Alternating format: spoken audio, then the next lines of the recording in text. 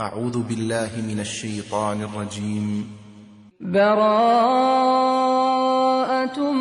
من الله ورسوله إلى الذين عاهدتم من المشركين فسيحوا في الأرض 4 أشهر واعلموا أنكم غير معجز الله وأن الله مخزي الكافرين. وأذان من الله ورسوله إلى الناس يوم الحج الأكبر أن الله بريء من المشركين ورسوله، فإن تبتم فهو خير لكم، وإن توليتم فاعلموا أنكم غير معجز الله، وبشر الذين كفروا بعذاب أليم. إلا الذين عاهدتم من المشركين ثم لم ينقصوكم شيئا ولم يظاهروا عليكم أحدا فأتموا إليهم عهدهم إلى مدتهم، إن الله يحب المتقين.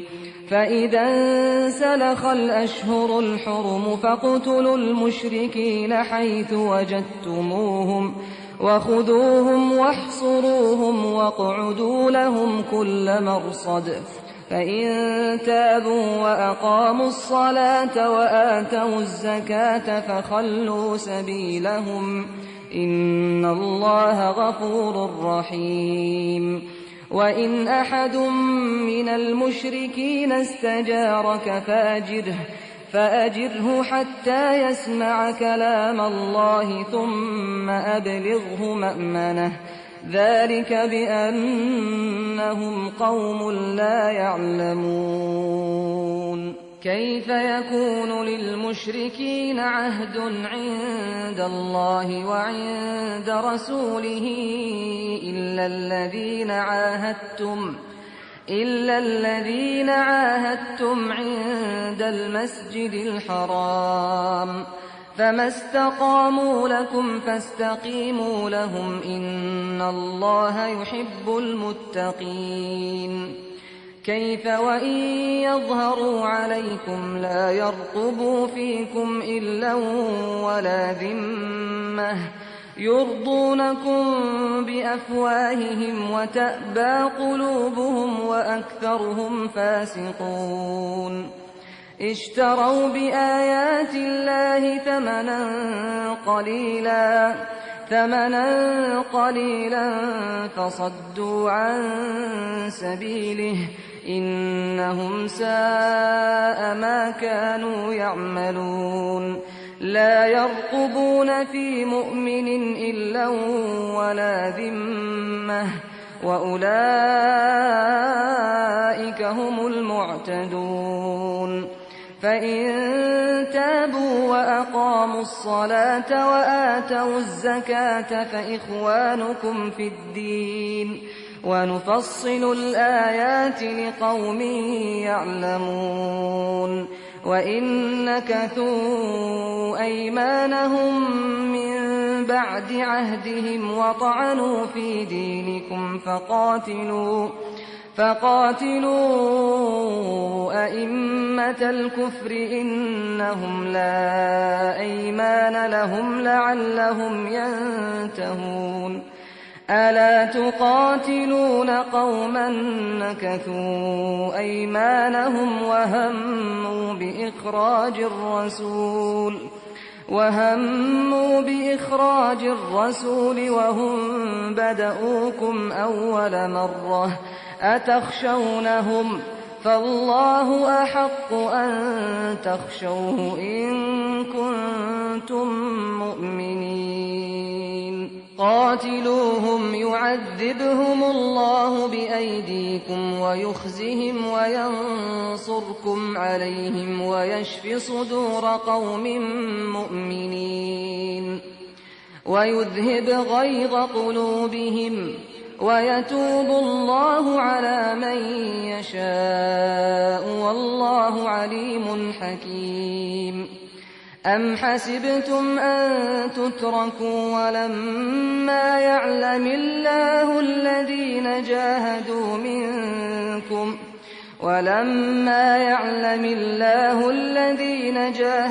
منكم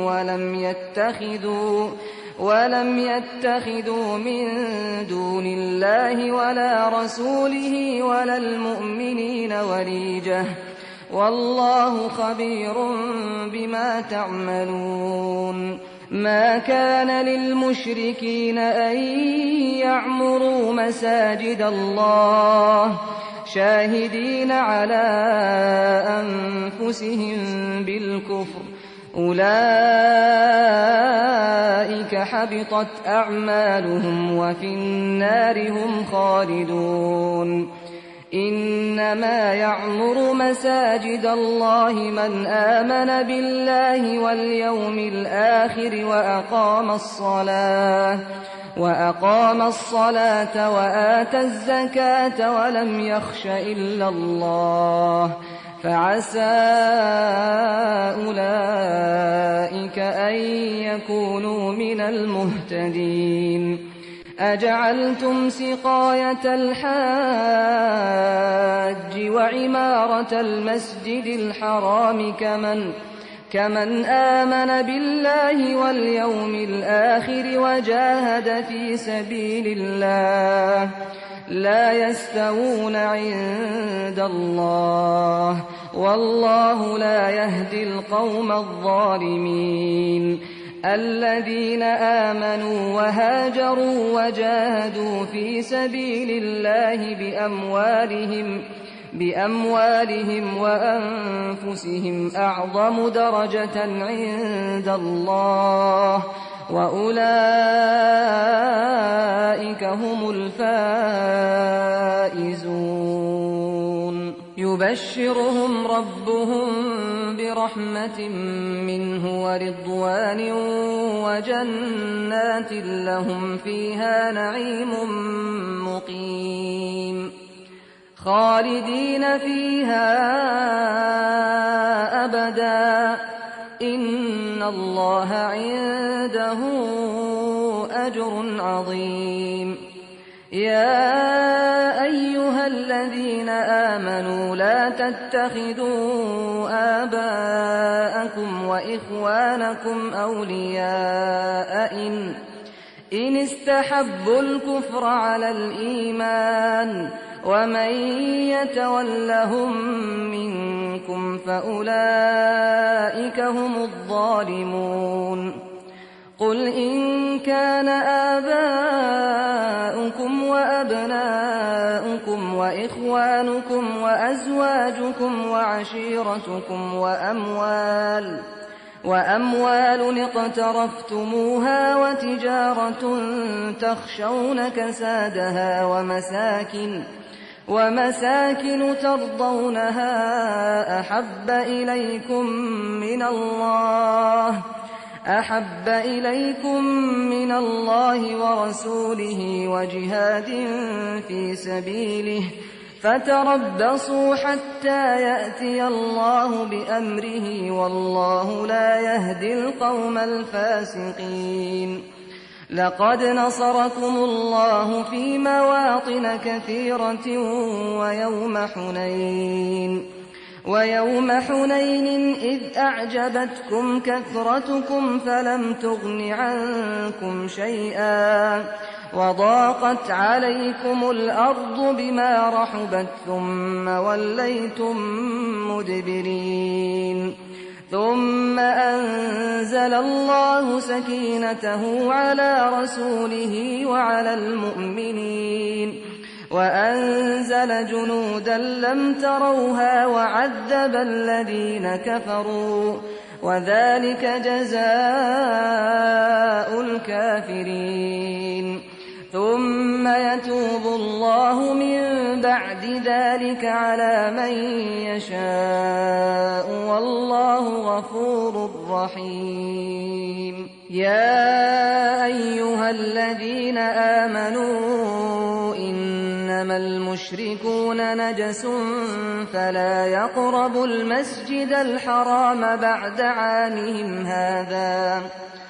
وإن خفتم عيلة فسوف يغنيكم الله من فضله إن شاء إن الله عليم حكيم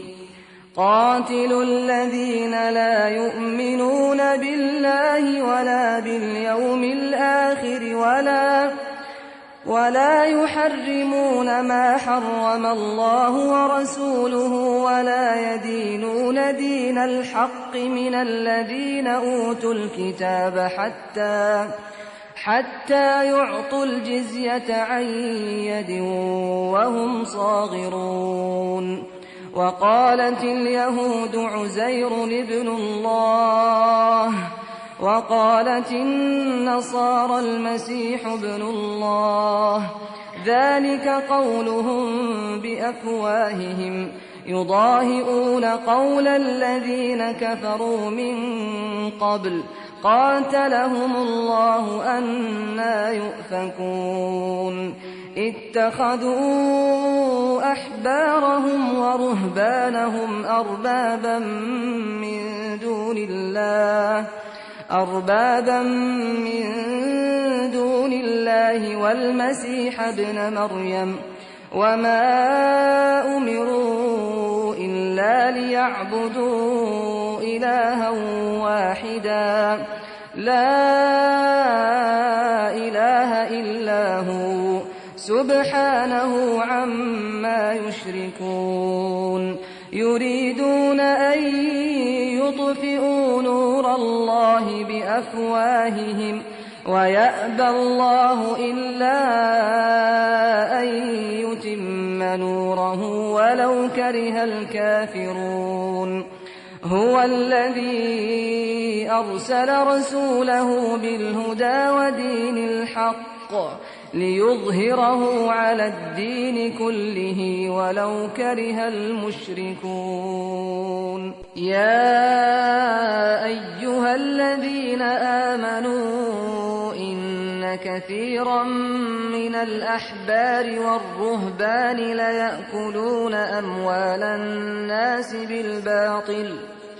ليأكلون أموال الناس بالباطل ويصدون عن سبيل الله والذين يكنزون الذهب والفضة ولا ينفقونها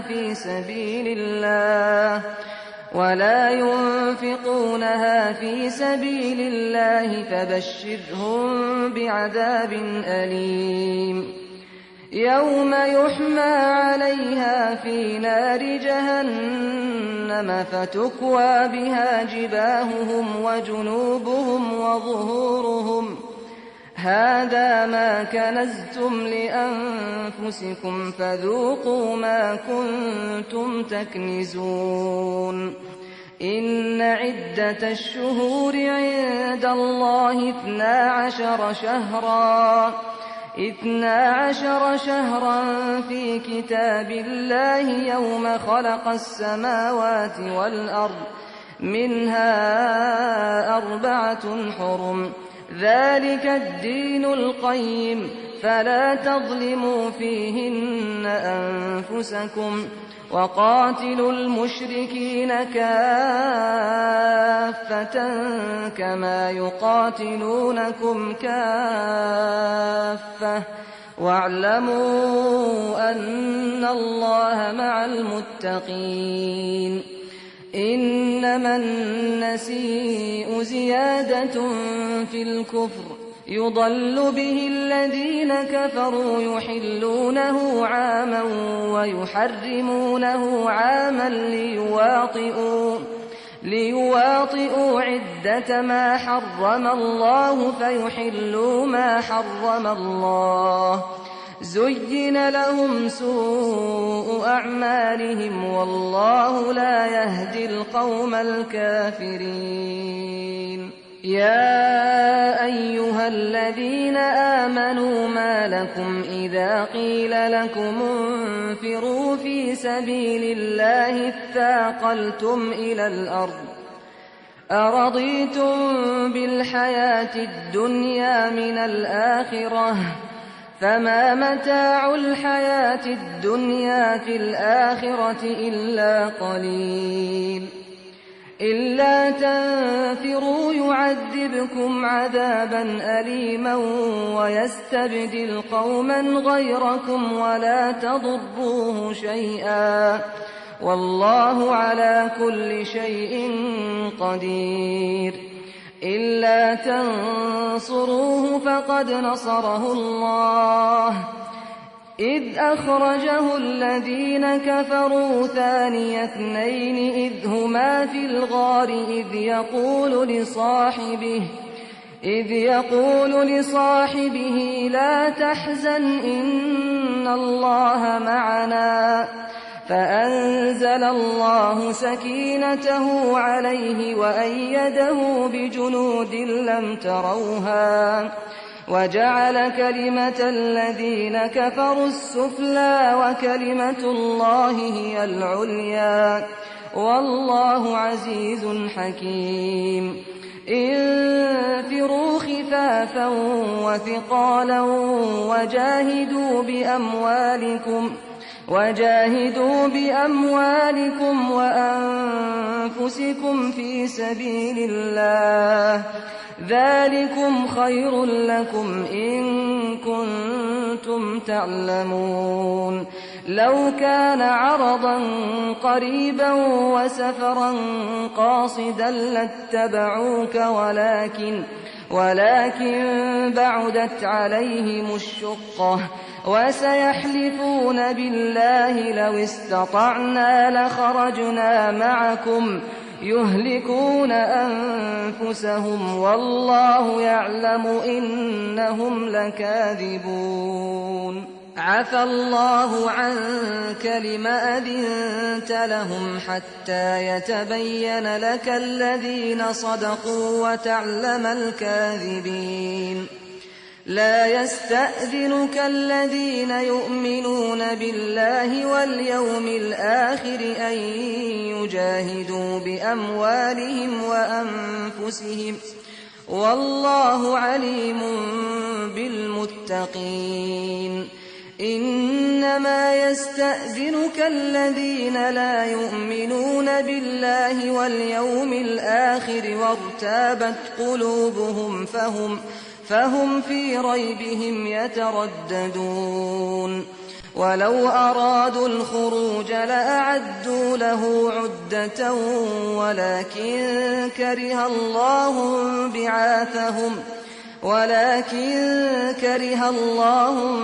بعاثهم فثبطهم وقيل اقعدوا مع القاعدين لو خرجوا فيكم ما زادوكم إلا خبالا ولأوضعوا خلالكم يبغونكم الفتنة وفيكم سماعون لهم والله عليم بالظالمين لقد ابتغوا الفتنة من قبل وقلبوا لك الأمور حتى جاء الحق وظهر أمر الله وهم كارهون ومنهم من يقول ائذن لي ولا تفتني ألا في الفتنة سقطوا وإن جهنم لمحيطة بالكافرين إن تصبك حسنة تسؤهم وإن تصبك مصيبة يقولوا قد أخذنا أمرنا من قبل ويتولوا وهم فرحون قل لن يصيبنا إلا ما كتب الله لنا هو مولانا وعلى الله فليتوكل المؤمنون قل هل تربصون بنا إلا إحدى الحسنيين ونحن نتربص بكم أن يصيبكم الله بعذاب من عنده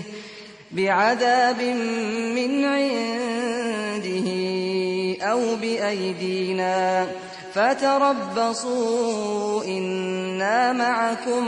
متربصون قل أنفقوا طوعا أو كرها لن يتقبل منكم إنكم كنتم قوما فاسقين وما منعهم أن تقبل منهم نفقاتهم إلا أنهم كفروا بالله وبرسوله ولا يأتون الصلاة إلا وهم كسالى ولا ينفقون إلا وهم كارهون فلا تعجبك أموالهم ولا أولادهم إنما يريد الله ليعذبهم بها في الحياة الدنيا وتزهق أنفسهم وهم كافرون ويحلفون بالله إنهم لمنكم وما هم منكم ولكنهم قوم يفرقون لو يجدون ملجأ أو مغارات أو مدخلا لولوا إليه وهم يجمحون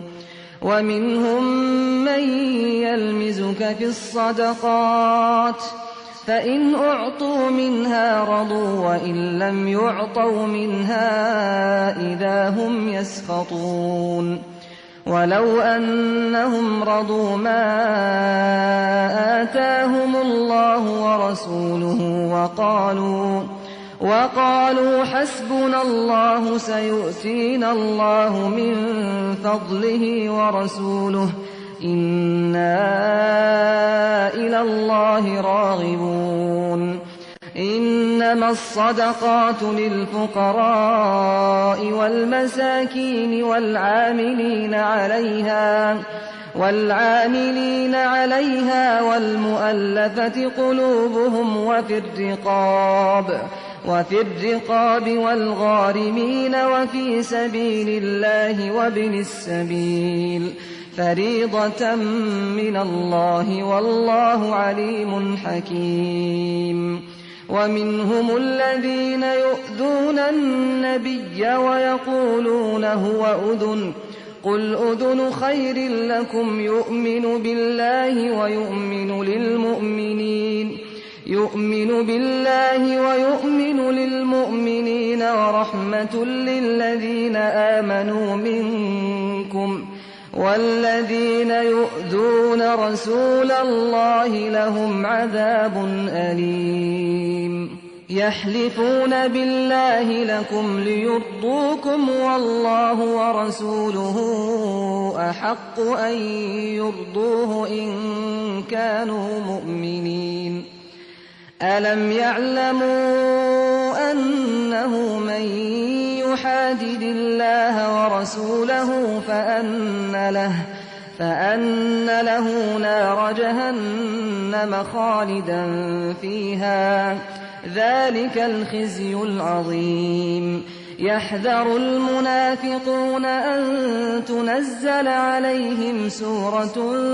تنبئهم بما في قلوبهم قل استهزئوا إن الله مخرج ما تحذرون ولئن سألتهم ليقولن إنما كنا نخوض ونلعب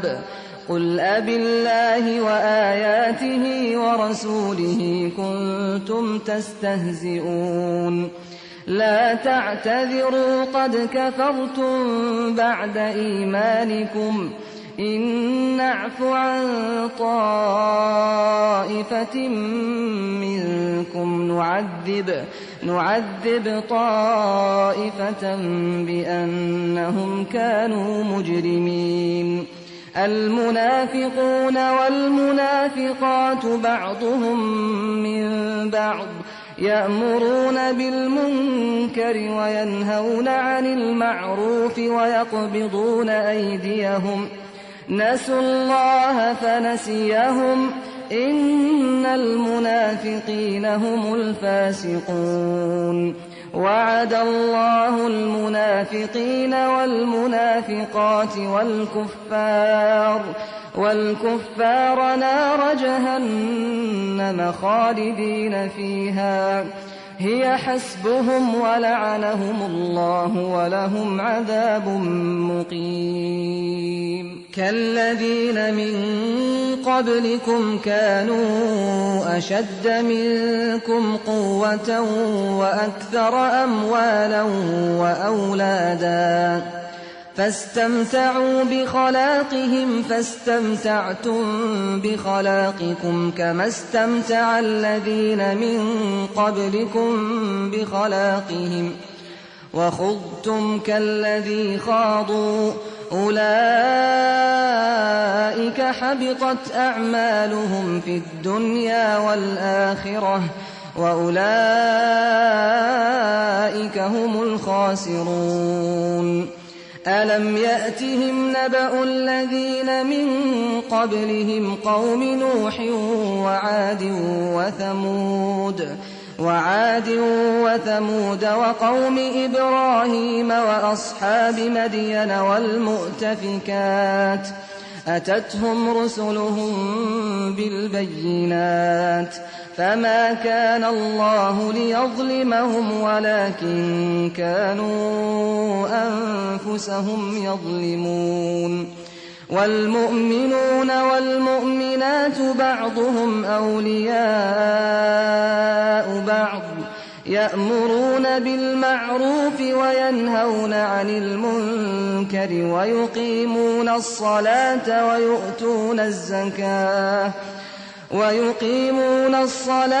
ويؤتون الزكاة ويطيعون الله ورسوله أولئك سيرحمهم الله إن الله عزيز حكيم. وعد الله المؤمنين والمؤمنات جنات تجري من تحتها الأنهار خالدين فيها ومساكن طيبة في جنات عدن ورضوان من الله أكبر ذلك هو الفوز العظيم. يا أيها النبي جاهد الكفار والمنافقين واغلظ عليهم ومأواهم جهنم وبئس المصير. يحلفون بالله ما قالوا ولقد قالوا كلمة الكفر وكفروا بعد إسلامهم وهموا بما لم ينالوا وما نقموا إلا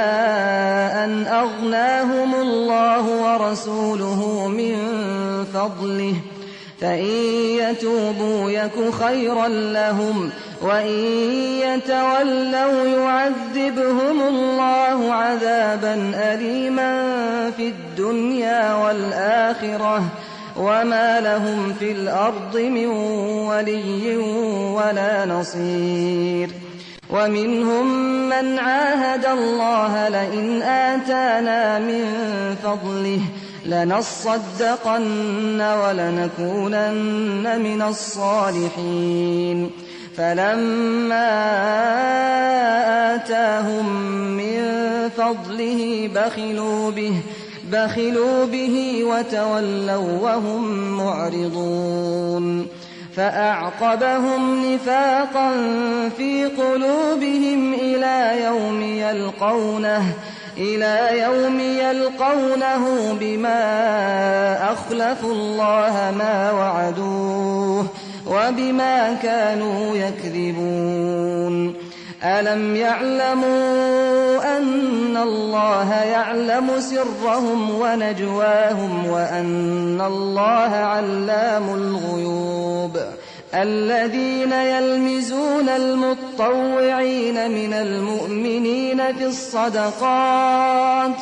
والذين لا يجدون إلا جهدهم فيسخرون منهم سخر الله منهم ولهم عذاب أليم استغفر لهم أو لا تستغفر لهم إن تستغفر لهم 70 مرة فلن يغفر الله لهم ذلك بأنهم كفروا بالله ورسوله والله لا يهدي القوم الفاسقين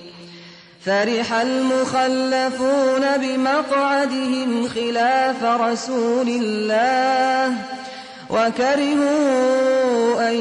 يجاهدوا بأموالهم وأنفسهم في سبيل الله وقالوا لا تنفروا في الحر قل نار جهنم أشد حرا لو كانوا يفقهون فليضحكوا قليلا وليبكوا كثيرا جزاء بما كانوا يكسبون فإن رجعك الله إلى طائفة منهم فاستأذنوك للخروج فقل لن تخرجوا معي أبدا ولن تقاتلوا معي عدوا إنكم رضيتم بالقعود أول مرة فاقعدوا مع الخالفين ولا تصل على أحد منهم مات أبدا ولا تقم على قبره إنهم كفروا بالله ورسوله وماتوا وهم فاسقون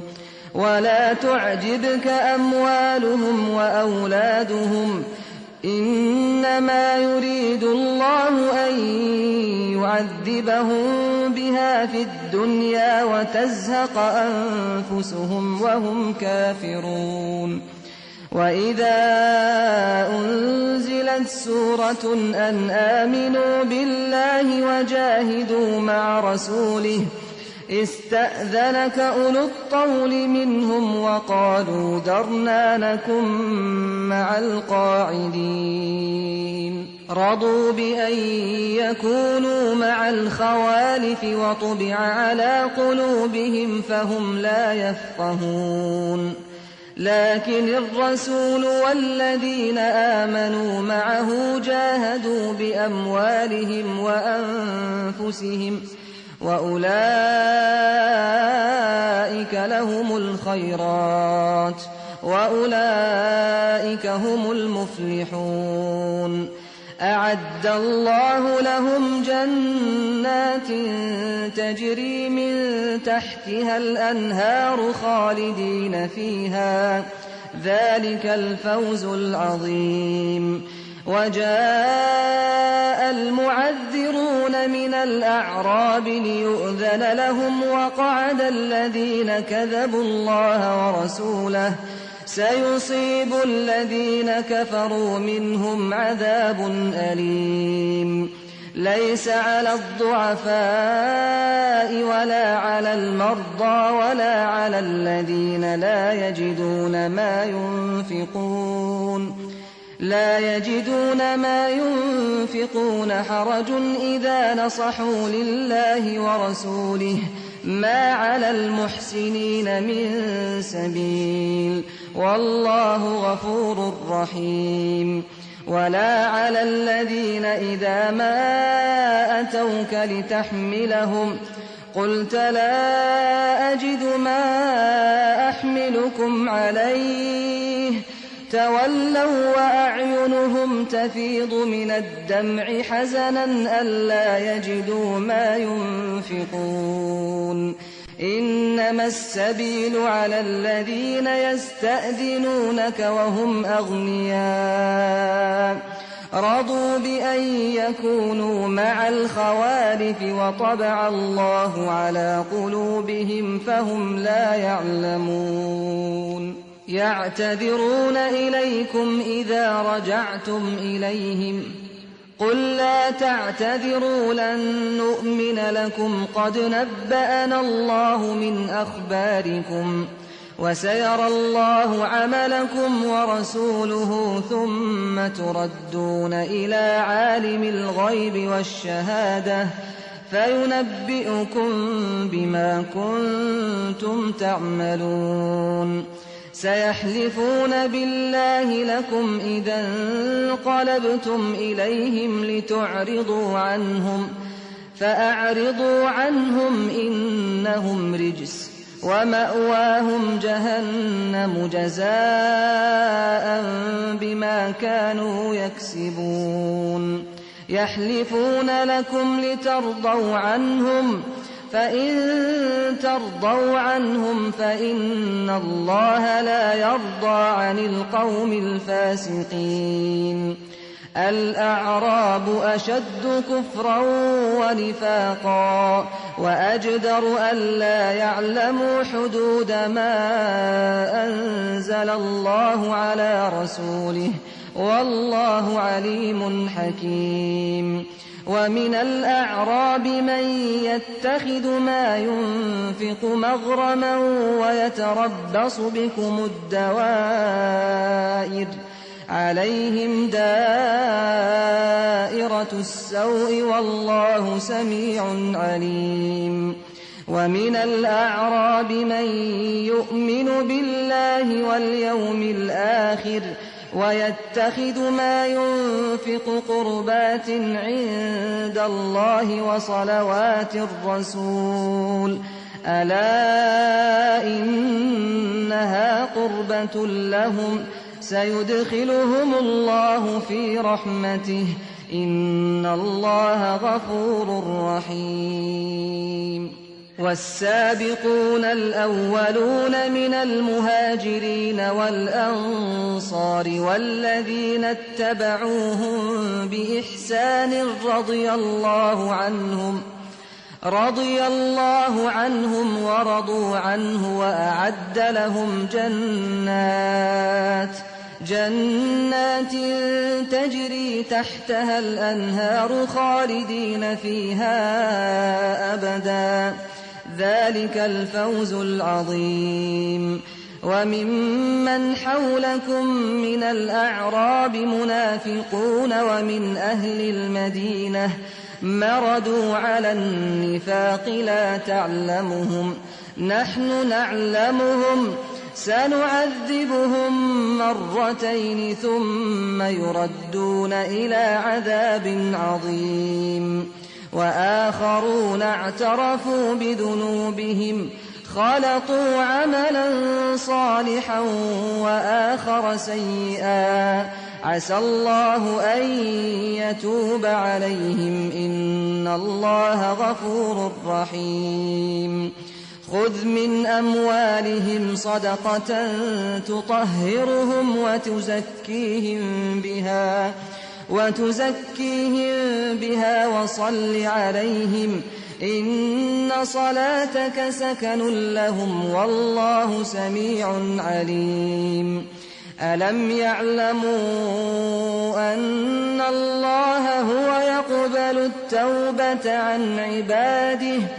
ويأخذ الصدقات وأن الله هو التواب الرحيم وقل اعملوا فسيرى الله عملكم ورسوله والمؤمنون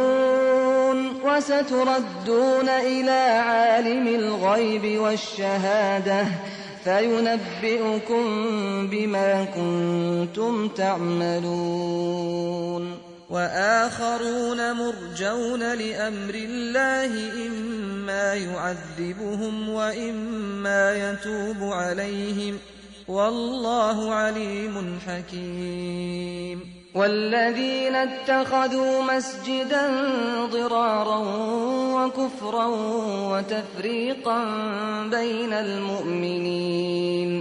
وتفريقا بين المؤمنين وإرصادا لمن حارب الله ورسوله من قبل وليحلفن إن أردنا إلا الحسنى والله يشهد إنهم لكاذبون لا تقم فيه أبدا لمسجد أسس على التقوى من أول يوم أحق أن تقوم فيه رجال يحبون أن يتطهروا والله يحب المطهرين أفمن أسس بنيانه على تقوى من الله ورضوان خير أم من أسس بنيانه على شفا جرف هار فانهار به في نار جهنم والله لا يهدي القوم الظالمين لا يزال بنيانهم الذي بنوا ريبة في قلوبهم إلا أن تقطع قلوبهم والله عليم حكيم إن الله اشترى من المؤمنين أنفسهم وأموالهم بأن لهم الجنة يقاتلون في سبيل الله فيقتلون ويقتلون وعدا عليه حقا في التوراة والإنجيل والقرآن ومن أوفى بعهده من الله فاستبشروا ببيعكم الذي بايعتم به وذلك هو الفوز العظيم التائبون العابدون الحامدون السائحون الراكعون الساجدون الآمرون بالمعروف والناهون عن المنكر والحافظون لحدود الله وبشر المؤمنين ما كان للنبي والذين آمنوا أن يستغفروا للمشركين ولو كانوا أولي قربى من بعد ما تبين لهم أنهم أصحاب الجحيم وما كان استغفار إبراهيم لأبيه إلا عن موعدة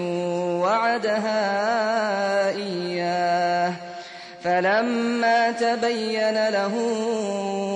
أنه عدو لله تبرأ منه إن إبراهيم لأواه حليم وما كان الله ليضل قوما بعد إذ هداهم حتى يبين لهم ما يتقون إن الله بكل شيء عليم إن الله له ملك السماوات والأرض يحيي ويميت وما لكم من دون الله من ولي ولا نصير لقد تاب الله على النبي والمهاجرين والأنصار الذين اتبعوه في ساعة العسرة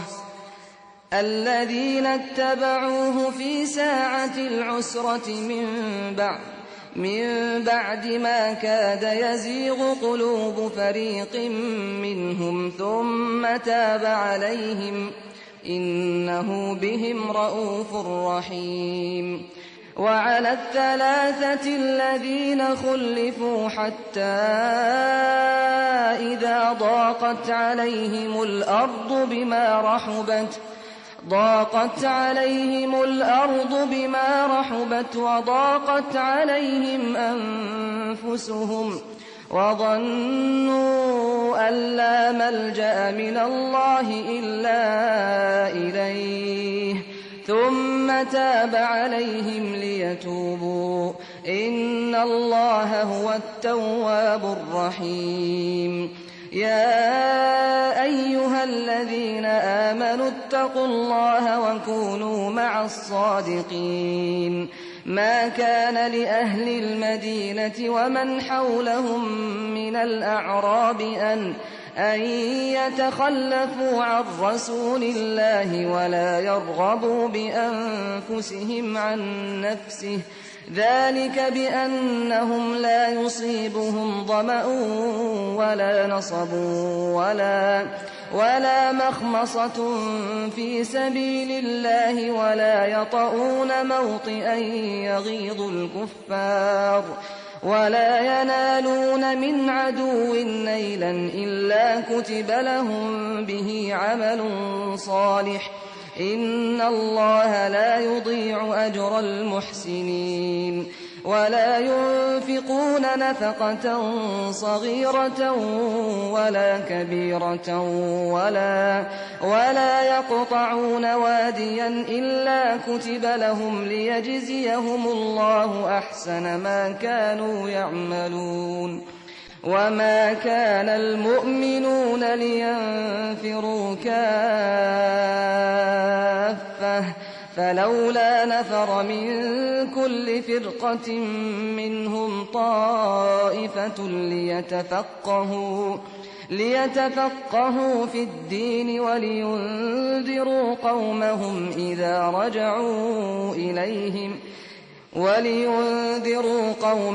إذا رجعوا إليهم لعلهم يحذرون يا أيها الذين آمنوا قاتلوا الذين يلونكم من الكفار وليجدوا فيكم غلظة واعلموا أن الله مع المتقين وإذا ما أنزلت سورة فمنهم من يقول أيكم زادته هذه إيمانا فأما الذين آمنوا فزادتهم إيمانا وهم يستبشرون وأما الذين في قلوبهم مرض فزادتهم رجسا إلى رجسهم وماتوا وهم كافرون أولا يرون أنهم يفتنون في كل عام مرة أو مرتين ثم لا يتوبون ولا هم يذكرون وإذا ما أنزلت سورة نظر بعضهم إلى بعض هل يراكم من أحد ثم انصرفوا صرف الله قلوبهم بأنهم قوم لا يفقهون لقد جاءكم رسول من أنفسكم عزيز عليه ما عنتم حريص عليكم بالمؤمنين رءوف رحيم فإن تولوا فقل حسبي الله